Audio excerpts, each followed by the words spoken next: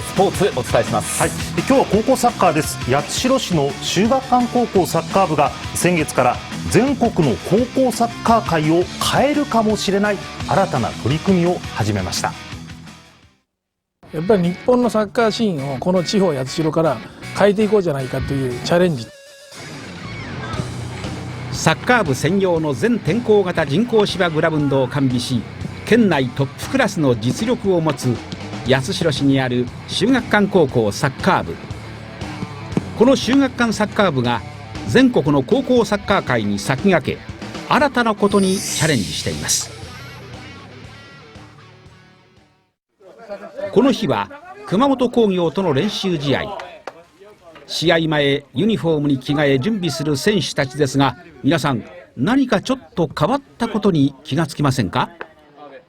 選手全員がユニフォームの下に黒いタンクトップを着ているんですが、背中の部分に何か機械があるのが分かります？実はこれが高校サッカー界を変える秀岳館サッカー部の新たなチャレンジなんです。ヨーロッパでは特にそうなんですが、使っているものなんですが、選手のその走行距離とか選手の加速減速の回数とかスプリントの回数、そういったものを計測しながら、で選手に内的な動機を解放させるために一つその使うアイテムです。こちらフィールドウィズといって GPS で取得した選手の位置情報をデータ化する高性能分析システム。黒いビブスの背中に装着できるデバイスで選手の動きを把握し数値化、戦術分析やトレーニングに活用することができる先端テクノロジーなんです。現在ヨーロッパ各国の強豪クラブやナショナルチーム、そして日本代表でも使用されているものです。ここなんですね。これは GPS 拾ってます。この明かり上からこれ今拾ってるんです。で30分以内にはもうフィードバックされます。選手一人一人の情報はパソコンにデータ化されます。例えば先週のゲームでいうと、全部選手の走行距離、一試合どれくらい走ったかっていう、これは時速です。全選手のデータが出てくるんで、これをランキング化して今日こうだったぞと。先端テクノロジーを取り入れ、選手の走行距離やスプリントの回数をデータ化した秀岳館サッカー部。この取り組みは現在の全国高校サッカー界でほとんどありません。なぜこのテクノロジー化を進めたのでしょうか。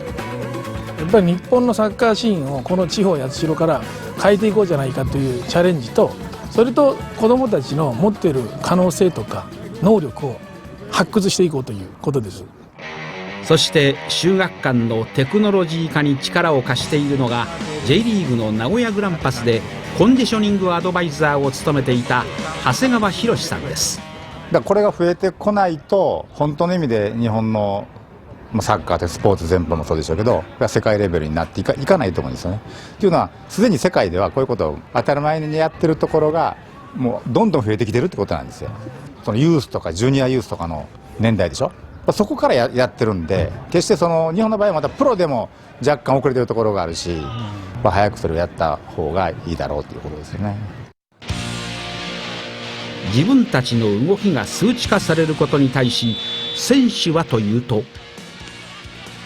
つけてると走行距離とかスプリント回数を意識してできるので、やっぱりつけてない時よりもみんなカウンターとか攻守の切り替えが早くなったと思います。努力したら努力したことが反映してるかどうかっていうのが分かるし、自分から目標を設定してそこに行こうっていうのが自然に引き出されるんですよね。フィールドウィズを取り入れてからは選手の意識が上昇。装着して挑んだこの日の練習試合は一人一人が積極的に動き11対0で快勝しました。さらに選手の変化はもちろん指導者にも変化が生まれました。出てくるデータと僕たちが思い込んでいるものが必ずしも一致しないので、例えばお前たち今日走れてねえじゃんって僕が思った時に